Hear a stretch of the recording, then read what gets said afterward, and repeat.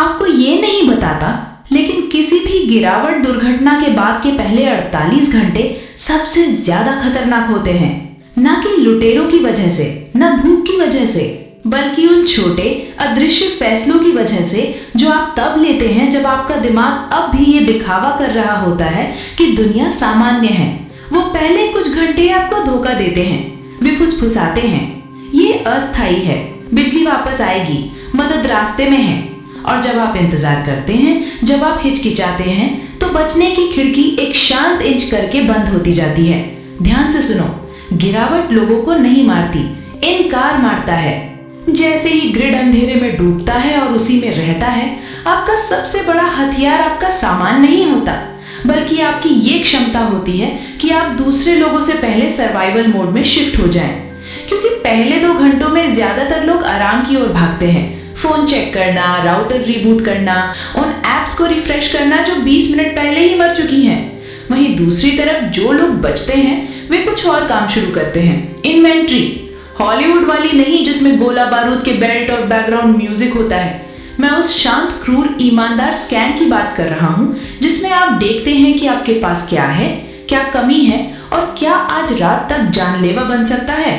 आप पानी से शुरू करते हैं, इसलिए नहीं क्योंकि आप कल प्यास से मर जाएंगे, बल्कि क्योंकि पानी सबसे पहले मूल्यवान बनता है। मानव व्यवहार के अध्ययनों में दिखा है कि बड़े ग्रिड फेल होने के बाद पहले 6 घंटों में लोग सिर्फ तनाव के कारण ज्यादा पानी पी जाते हैं।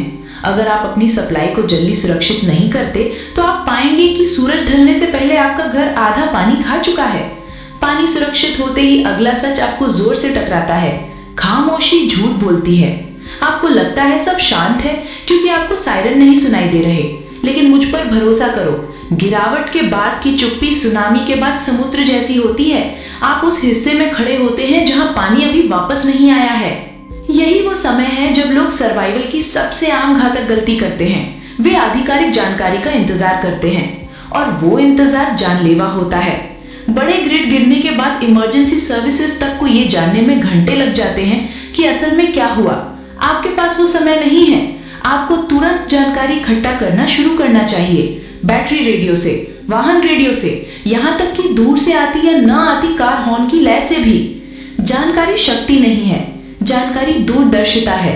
और वही दूरदर्शिता आपको गलत जगह होने से बचाती है जब आखिरकार घबराहट जागती है और सड़कों पर उतरती है। अब एक बात जो कोई नहीं बताता, क्योंकि ये सुनने में थोड़ा अजीब लगता है, तापमान भूख या प्यास से भी तेज खतरनाक हो जाता है। ब्लैकआउट में घर भयावह गति से गर्मी खोते हैं। ठंडी जगहों में हर घंटे लगभग 1 फ़ारेनहाइट। ज्यादातर लोग इसे नजरअंदाज कर देते हैं क्योंकि अभी इतना बुरा नहीं है। और यही वाक्य हाइपोथर्मिया के ज्यादा मामलों के लिए जिम्मेदार है, बर्फीले तूफानों से भी ज्यादा। आप तब तक इंतजार नहीं करते जब तक आप कांपना शुरू कर दें। आप पहले दिन की रोशनी में ही अपने रहने की जगह को इंसुलेट कर देते हैं। दरवाजे पर कंबल टांगते हैं। एक छोटे कमरे में शरीर की गर्मी को फंसाते हैं। ठंड अंदर घुसने से पहले ही कपड़ों की परतें पहन लेते हैं। आपका शरीर गर्म रहने के लिए कैलोरी जलाता है और आप वो कैलोरी उसी भरोसेमंद तरीके से नहीं भर पाएंगे जैसे पहले। गर्मी को बचाना खाना बचाने जैसा ही है। असली गिरावट में भौतिकी और जीव विज्ञान की रेखा डरावने तरीके से धुंधली हो जाती है। अगली चीज जो लोगों को चौंका देती है वो है कि रात कितनी तेज एक शिकारी बन जाती है। आपको इस बात का एहसास नहीं होता कि आप कृत्रिम रोशनी पर कितना निर्भर करते थे जब तक वो गायब नहीं हो जाती। अंधेरा एक बड़ा बढ़ाने वाला लेंस है। डर बढ़ता है, आवाजें बढ़ती हैं, खतरा बढ़ता है और आपका दिमाग खाली जगहों को सबसे बुरे परिदृश्यों से भरने लगता है। यही वजह है कि लाइटिंग डिसिप्लिन मायने रखता है। आप मरे हुए मोहल्ले में एकमात्र चमकती हुई खिड़की नहीं बनना चाहते। अंधेरी रात में एक टॉर्च की किरण सैकड़ों मीटर दूर तक जाती है और ये घोषणा करती है, संसाधन यहाँ है। इसके बजाय आप अप्रत्यक्ष रोशनी का इस्तेमाल करते हैं। ग्लो स्टिक्स, कम आउटपुट वाले लालटेन जिन पर कागज लपेटा गया हो, लाल फिल्टर जो नाइट विजन बचाते हैं। आपका मकसद अदृश्य बनना नहीं है, आपका मकसद है अरुचिकर बनना।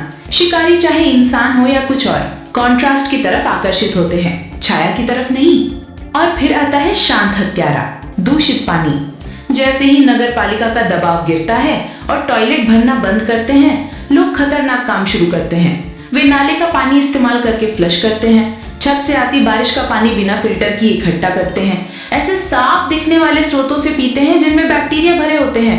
पहले 48 घंटों में आपको ऐसी शुद्धिकरण योजना चाहिए जो तकनीक पर निर्भर ना हो। उबालना सर्वोत्तम उपाय है। 3 मिनट की उबलन लगभग हर हानिकारक जैविक चीज को खत्म कर देती है। केमिकल टैबलेट भी काम करते हैं पर समय लेते हैं, और समय आपकी सबसे कीमती मुद्रा है। आप बस एक बार बिना शुद्ध किया पानी नहीं पीते, क्योंकि बीमारी फैलने की रफ्तार सबसे तेज तब होती है जब हताशा और अज्ञानता एक हो जाती है।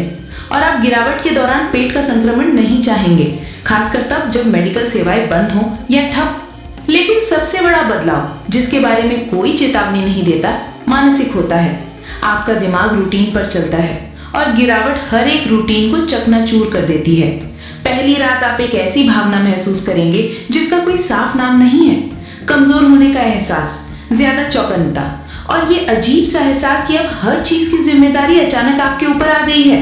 और सच यही है कि ये एहसास सही है। ट्रिक ये है कि इसे सही दिशा में मोड़ दिया जाए। आप तुरंत एक रूटीन बनाते हैं, चाहे वो कितना ही कच्चा क्यों ना हो।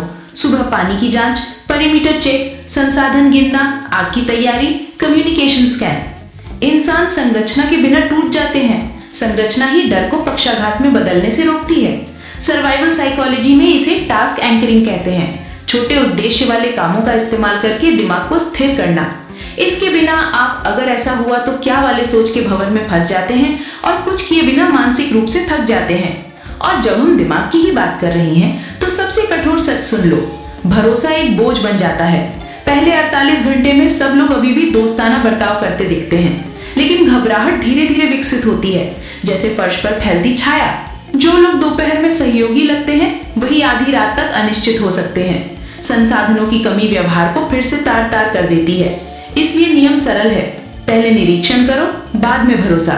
जानकारी कम साझा करो, अपनी सप्लाई की पूरी सच्चाई कभी न बताओ। और याद रखो, आप चरित्र का नहीं बल्कि हर इंसान पर पड़ रहे मानसिक दबाव का आकलन कर रहे हो।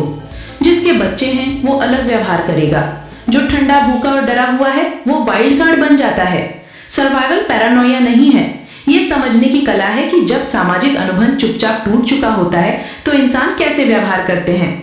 पहले 2 दिन में जो आप आखिरी काम करते हैं वो खुद को तीसरे दिन के लिए तैयार करना होता है। ज्यादातर लोग सोचते हैं कि सर्वाइवल का मतलब है नाटकीय लड़ाइयां या सिनेमैटिक भागदौड़। हकीकत में सर्वाइवल लॉजिस्टिक्स है। आप कितना पानी जमा रख सकते हैं, आप कितनी ऊर्जा बचा सकते हैं, आप बिना ध्यान आकर्षित किए सुरक्षित रूप से खाना पका सकते हैं, क्या आप आराम कर सकते हैं बिना असुरक्षित हुए। ये वे सवाल हैं जो तय करते हैं कि आप तीसरे दिन तक खड़े रहेंगे या नहीं। और तीसरा दिन वो दिन होता है जब असली गिरावट शुरू होती है, जब नकार खत्म होता है, जब हताशा जागती है और जब सामान्यता की पतली परत आखिरकार छिलकर गिर जाती है।